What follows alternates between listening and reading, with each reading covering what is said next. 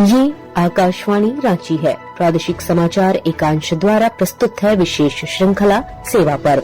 इसके 5वें संस्करण में आज सुनिए केंद्रीय विश्वविद्यालय झारखंड में शैक्षणिक उत्कृष्टता से संपोषित युवा। इसमें भाग ले रहे हैं केंद्रीय विश्वविद्यालय झारखंड के कुलपति क्षितिभूषण दास और हमारी संवाददाता शिल्पी। इस कार्यक्रम का संचालन कर रही हैं समाचार वाचिका कामिनी।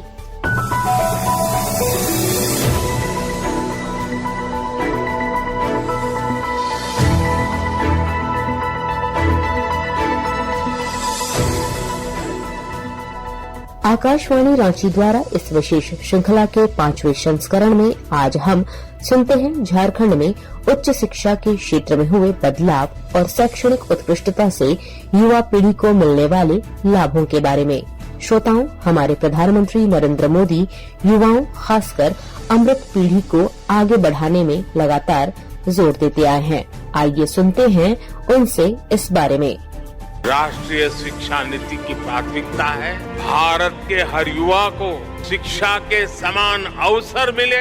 जब हम समान शिक्षा और समान अवसरों की बात करते हैं, ये जिम्मेदारी केवल स्कूल खोल देने मात्र से पूरी नहीं हो जाती। समान शिक्षा का मतलब है शिक्षा के साथ साथ संसाधनों तक समानता पहुंचनी चाहिए। हर बच्चे की समझ और चॉइस के हिसाब से उसे विकल्पों का मिलना। स्थान, वर्ग, क्षेत्र के कारण बच्चे शिक्षा से वंचित न रहे, इसलिए नेशनल एजुकेशन पॉलिसी का विजन ये है कि गांव, शहर, अमीर, गरीब हर वर्ग में युवाओं को एक जैसा अवसर मिले।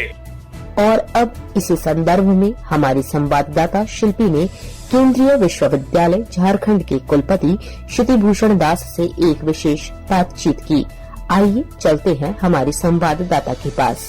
नमस्कार श्रोताओं, आज हमारे साथ केंद्रीय विश्वविद्यालय झारखंड के कुलपति क्षितिभूषण दास जी मौजूद हैं और हम उनसे इस सेवा पर्व के दौरान शिक्षण संस्थानों में हुए गए कार्यों के बारे में विशेष भेंटवार्ता प्रस्तुत करना चाहेंगे। सर नमस्कार। नमस्कार सर, आपसे जानना चाहेंगे कि झारखंड में केंद्रीय विश्वविद्यालय जैसे अग्रणीय केंद्रीय शिक्षण संस्थान के बनने से शैक्षणिक व्यवस्था में किस तरह से बदलाव देखने को मिले? देखिए, जब ये केंद्रीय विश्वविद्यालय यहाँ पर बनाने के लिए एक एजेंडा बना भारत सरकार के तरफ से, उसमें से 3 चीज के ऊपर ज्यादातर ध्यान देके इसमें जो विषय को पढ़ाना है, जो कार्यक्रम चलाना है, इस कार्यक्रम को इसके आगे बढ़ाने के लिए, जैसे झारखंड एक जो स्टेट है वहाँ एक रिसोर्सफुल संसाधन से भरा हुआ है। आप बंधन की बात करें या आप खनिज की बात करें या आप जो हॉर्टिकल्चर की बात करें, ये बहुत ही एक रिसोर्सफुल स्थान है।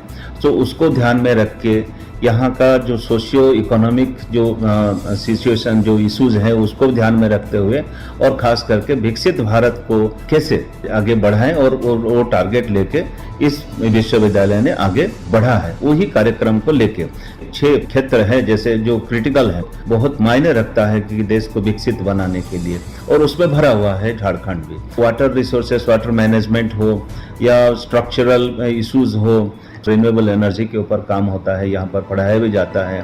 मेटल के ऊपर भी बहुत काम होता है क्योंकि यहाँ पर वो खनिज भी बहुत मिलता है। फिर कंप्यूटर साइंस का भी है, जैसे आर्टिफिशियल इंटेलिजेंस है, मशीन लर्निंग है, साइबर सिक्योरिटी है, ये सारे मुद्दे यहाँ पर आता है। Demography is a big issue now in the country. So यहाँ पर पहले से ही पिछले 3 साल से हम जो ज्योग्राफी का जो पढ़ा रहे हैं और रीजनल डेवलपमेंट और जो डेमोग्राफिक स्टडीज, इसके ऊपर हम ज़्यादा रिसर्च और प्रोजेक्ट्स और पढ़ाया जाता है। इसके साथ साथ हमारे यहाँ पर भी जो ट्राइबल कल्चर है, फोकलोर है, हमारा जो एंडेंजर्ड लैंग्वेजेस है जैसे संथाली का है, ये सब विषय पर भी होता है।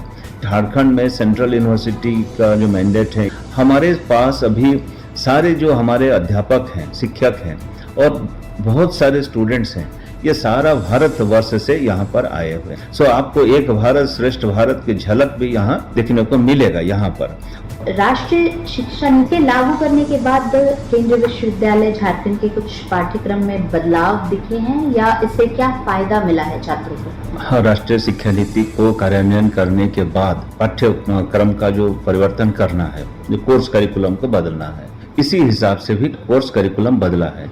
हम मल्टी डिसिप्लिनरी, इंटरडिसिप्लिनरी एजुकेशन पे गए हैं और खास करके जो स्किल एजुकेशन को, वैल्यू एजुकेशन को उसके अंदर दिया गया है। तो एक जो होता है कि लर्निंग आउटकम, एक ग्रेजुएट निकलेगा तो उनके साथ क्या क्या होना चाहिए, वो मार्केट में नौकरी करेगा, देश के प्रति ठीक रहेगा, ये सारे जो देश के प्रति श्रद्धा, उनका समर्पण भाव के देश प्रति भी रहे और निष्ठा भी रहे देश के प्रति, ये सब विषय पर ध्यान दिया गया। जैसे हमने बताया हमारा टारगेट क्या है, हमारे डेमोग्राफिक डिविडेंड के लिए हम देश के लिए बोल रहे हैं कि हमारे युवा बहुत हैं और उस युवा को सक्षम बनाया जाए। तो इसीलिए टैलेंट, टेक्नोलॉजी, ये दोनों चीज के ऊपर हमारा ध्यान है यहाँ पर, और उनके पास स्किल भी रहे, उनके पास अभी रूटेडनेस, हमारे जो सभ्यता के प्रति, हमारे देश के प्रति जो चीज चाहिए वो सारे मुद्दे वहाँ पर रहे। एनईपी इम्प्लीमेंट होने के बाद हमारा जो ग्रॉस एनरोलमेंट रेशियो होता है ना कि एडमिशन में बहुत फर्क आया है। बहुत सारे स्टूडेंट्स यहाँ आए हैं। हमारा जो एम्प्लॉयमेंट है, प्लेसमेंट है, वो भी बहुत बढ़ा हुआ है। अभी देखिए बहुत सारे स्टूडेंट रिसर्च में भी जा रहे हैं, हायर एजुकेशन और रिसर्च को जा रहे हैं। तो ये एक देश के प्रति भी बड़ा अच्छे चीज हो रहा है। उच्च शिक्षा की जो गुणवत्ता है इससे काफी सुधार हुआ है। तो सर इसके बारे में ही बताइए कि जो गुणवत्ता, जो हम उच्च शिक्षा का पैमाना है, उसमें सुधार या बदलाव उसको कैसे देखते हैं? देखिए गुणवत्ता का मतलब जो स्टूडेंट्स हमारे पढ़ रहे हैं वो विषय को कैसे अपने स्तर पे उनको व्यवहारिक कर सके। अगर प्रॉब्लम को आइडेंटिफाई कर पाए, उस समस्या को आइडेंटिफाई कर, उस समस्या का समाधान ढूंढना, ये गुणवत्ता से निकलता है। पीने के लिए यहाँ पानी नहीं मिल रहा है, मैं पानी के लिए क्या मैं व्यवस्था कर पाऊँ अपने गांव के लिए, ये छोटा सा समस्या है। ये सारे मुद्दे भी, ये समस्या के समाधान यही गुणवत्ता से आता है। शोध और नवाचार के क्षेत्र में भी लोगों को बढ़ना चाहिए, विद्यार्थियों को आगे आना चाहिए। तो इस बारे में भी बताइए सर कि संस्थान में जो शोध और नवाचार को लेकर क्या उपलब्धियां रही हैं और कुछ अनुदान भी हमें केंद्र सरकार से इस मिला है। देखिए ये यूनिवर्सिटी में एक अनुसंधान नेशनल रिसर्च फाउंडेशन ANRF बना है। तो ANRF से भी हमारे पास बहुत सारे प्रपोजल्स, रिसर्च प्रोजेक्ट्स यहाँ चल रहा है। पहले वो ANRF था, DST था, department of science and technology था, फिर वहाँ से फंडिंग में आता था बहुत सारे, और DBT जो बायोटेक्नोलॉजी का भी है, और जो CSIR उसमें भी पैसा आया था, ICSSR से आता है, ICHR से आता है, गवर्नमेंट ऑफ झारखंड से आया हुआ है पैसे, सो डिफरेंट मिनिस्ट्री से। तो ये विश्वविद्यालय में पिछले 4.5 साल के भीतर हमने 27.5 करोड़ रुपए हमने रिसर्च ग्रांट मोबिलाइज किया है, और इस साल हम 3.5 करोड़ तक मोबिलाइज कर चुके हैं। इसीलिए हमारे जो रिसर्चर्स हैं, हमारे फैकल्टी मेंबर्स हैं, उनको एक दिशा निर्देश भी दिया गया है, ये पॉलिसी बनाया गया है, और उनके साथ साथ हमारे अंडर ग्रेजुएट लेवल से भी वही आरंभ हुआ है राष्ट्रीय शिक्षा नीति के तहत। सपोज हम फाइनेंशियल इंक्लूजन की बात करें, वहाँ टेक्नोलॉजी की एप्लीकेशन जब हुआ है, इस विषय को आगे लेना है कैसे, पढ़ाई में भी आजकल टेक्नोलॉजी का एप्लीकेशन होता है, तो इसको भी एक शोध की विषय है, इसको हम आगे लिए हैं।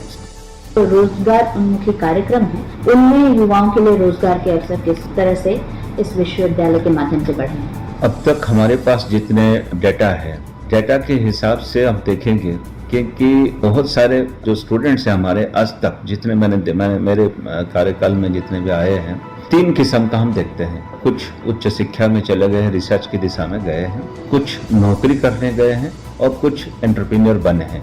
सिडबी, नाबार्ड और बाकी बैंक को कैरियर डेवलपमेंट सेल, ये सभी लोगों को बुला के यहाँ एंटरप्रेन्योरशिप डेवलपमेंट प्रोग्राम ये सब कराते हैं। स्किल और ट्रेनिंग भी दिया जाता है कि भविष्य में जाके सारे नौकरी ना ढूंढे और नौकरी तैयार करें।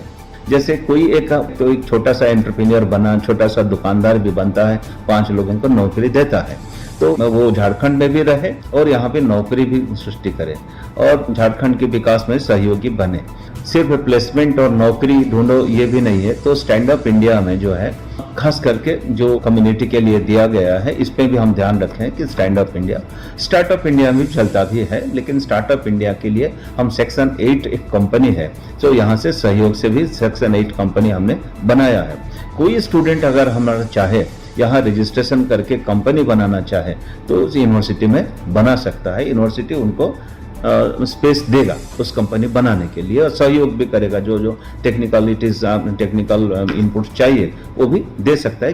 तो इसीलिए सेक्शन 8 कंपनी भी बना है स्टार्टअप के लिए। फूड प्रोसेसिंग के लिए भी हम कोशिश करके टाई अप किए हैं। ये सारे जो रोजगार की रास्ता होता है, बहुत सारे ट्रेनिंग इंस्टीट्यूट के साथ भी हमारा MOU है, तो उनके साथ मिल के काम कर रहे हैं और मुझे लगता है कि अगले 5 साल में ये अच्छे दिखाई देगा इसका रिजल्ट। आखिरी सवाल के तौर पे मैं आपसे ये पूछना चाहूंगी कि भविष्य की क्या योजनाएं हैं? जो राष्ट्रीय शिक्षा नीति आया है उसमें एक स्ट्रक्चरल विषय पे आया है। एक होता है कि हम कुछ दिशा में जाएं। राष्ट्रीय शिक्षा नीति के 2 आयाम है।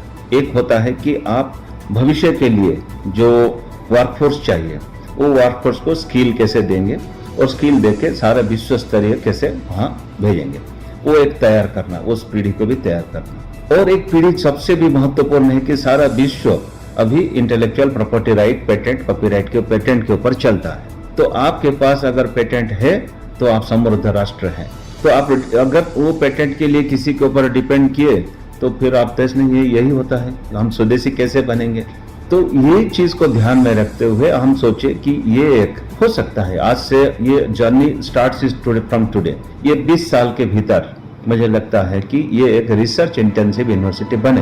टीचिंग कम रिसर्च, एक मेरू कहते हैं कि multi disciplinary research intensive university बनेगा, टीचिंग भी रहेगा उसमें। और उसमें उसके लिए जो जो चीज करना है उस दिशा में हम आगे बढ़ रहे हैं कि रिसर्च के लिए हम जब शिक्षक का नियुक्ति होता है उसमें भी देखते हैं कि रिसर्च ओरिएंटेशन वाले रहे, आधा पढ़ाने के लिए रहे, आधे रिसर्च के लिए रहे। और इसे ये जो तरीका है कि मैंने बताया कि इतना फंडिंग हमें आ रहा है, रिसर्च ओरिएंटेशन बढ़ रहा है, आपको कितना साइटेशन दिख रहा है कि सारा हमारा पब्लिकेशन कहाँ कहाँ गया है। तो आप देखेंगे कि हमारा पब्लिकेशन का साइटेशन बहुत ऊपर है, झारखंड सेंट्रल यूनिवर्सिटी को अच्छे रैंक में आए हैं। तो ये प्रोग्रेस अगर कंटिन्यू करेगा आगे जाकर तो एक रिसर्च इंटेंसिव यूनिवर्सिटी बनेगा। तो इसके लिए जो आपको चाहिए कि पाठ्यक्रम का भी विकास अप्रोप्रिएट, क्या यहाँ पर अप्रोप्रिएट है, तो ये एक सेंट्रल यूनिवर्सिटी झारखंड का है, तो इसकी वो ध्यान में रखते हुए जो जो आवश्यकता है उसको करेंगे। हम चाहते हैं कि शिक्षा से 50% एनरोलमेंट में हो जाएगा, ऐसा नहीं है, शिक्षा सबको चाहिए। हम ये भी ध्यान में रखे हैं कि जो ग्रास रूट लीडरशिप है उनको डेमोक्रेटिक वैल्यूज क्या है, ग्रोथ क्या है, डेवलपमेंट क्या है, इसके ऊपर एक ट्रेनिंग प्रोग्राम भी चलाया जाए यहाँ पर। और एक प्रयास हम कर रहे हैं अभी कि संताली में किताब भी लिख रहे हैं कि जब देखिए बच्चे जो मातृभाषा में पढ़ेंगे, जो ट्राइबल बच्चे आ रहे हैं उनको भी ये आग्रह है कि हमारे ऑनरेबल राष्ट्रपति जी बोले हैं कि आप इसको थोड़ा सा टेक्स्ट बुक बनाइए। तो विज्ञान के हो या सामाजिक विज्ञान का हो या इंजीनियरिंग को, ये सारे धीरे धीरे बनना शुरू हुआ है। जी सर, आपका बहुत बहुत धन्यवाद। आपने अपना बहुमूल्य समय हमें दिया और इतनी सारी जानकारी साझा की। और हम चाहते हैं कि इसी प्रकार केंद्रीय विश्वविद्यालय झारखंड जो है वो नित नए आयाम जो है और नए मुकाम चढ़ता रहे। और जैसा कि आपने कहा कि आगे और इस दिशा में शोध और नवाचार के क्षेत्र में ये मेरू यूनिवर्सिटी की तरह स्टैब्लिश हो। बहुत बहुत शुभकामनाएं। नमस्कार, धन्यवाद आपको। धन्यवाद दास जी और शिल्पी जी।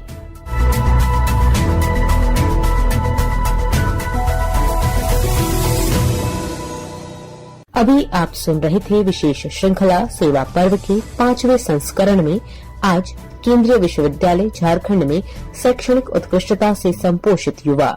इसमें भाग ले रहे थे केंद्रीय विश्वविद्यालय झारखंड के कुलपति क्षितिभूषण दास और हमारी संवाददाता शिल्पी। यह कार्यक्रम आकाशवाणी रांची के प्रादेशिक समाचार एकांश द्वारा प्रसारित किया गया। इसे आप हमारे YouTube channel AIR news Ranchi, Facebook page Akashvani news Ranchi और X handle AIR news _ Ranchi पर भी सुन सकते हैं।